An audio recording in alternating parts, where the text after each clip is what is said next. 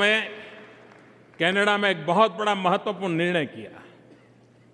मेरी इस यात्रा में एक महत्वपूर्ण निर्णय हमने फ्रांस में किया। दूसरा महत्वपूर्ण निर्णय आज हमने कनाडा में किया। बाकी तो बहुत महत्वपूर्ण हुआ है, लेकिन दो चीजें ऐसी हैं कि जिसके तरफ कुछ लोगों का ध्यान नहीं गया है। पता नहीं मैं वापस पहुंचूंगा तब जाएगा कि नहीं जाएगा, या तो कहीं और ध्यान अब यह होगा लोगों का, लेकिन हो सकता है कि 4-6 महीने के बाद शायद।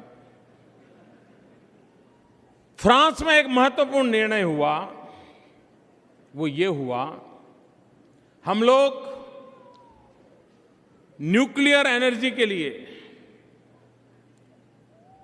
दुनिया भर से रिएक्टर मांगते थे।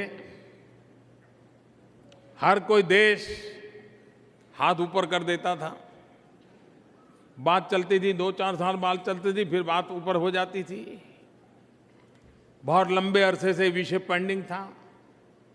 कोई देने को तैयार नहीं था, क्योंकि सबको लगता है कि कहीं बॉम्ब न बना दे, और जो बनाते हैं उनको कोई रोकता नहीं,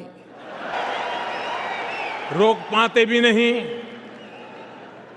और जो गांधी का देश है, जिसने कभी दुनिया में किसी पर आक्रमण नहीं किया है, जिसने शांति के लिए शहादत मोली है, ऐसे हम लोग हैं। उनको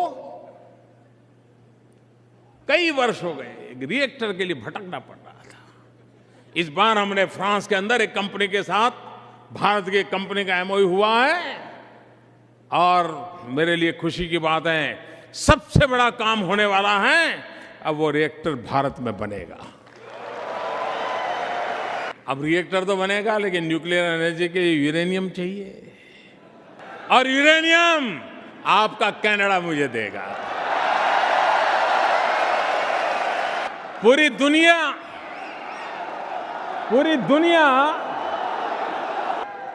दुनिया ग्लोबल वार्मिंग के कारण परेशान है। क्लाइमेट चेंज की चर्चा है।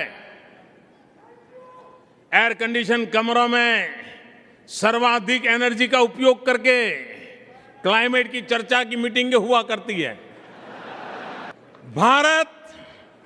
भारत अगर एनवायरमेंट प्रोटेक्शन में सफल होता है तो दुनिया का 1/6 जिम्मा हम अकेले उठा सकते हैं।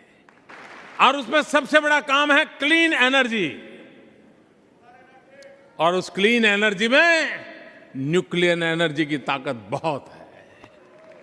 और इसलिए हम रिएक्टर बनाएंगे, हम कनाडा से यूरेनियम लेंगे, हम न्यूक्लियर एनर्जी बनाएंगे, और दुनिया को जिस चीज की चिंता है क्लाइमेट चेंज की, उसमें मददगार होने का काम हिंदुस्तान बेड़ा उठाएगा।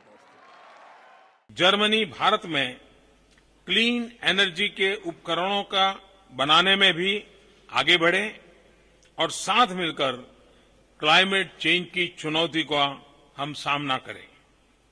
भारत मैन्युफैक्चरिंग हब बनेगा और इंफ्रास्ट्रक्चर का विस्तार होगा तो ट्रेड के लिए भी लाभदायक होगा।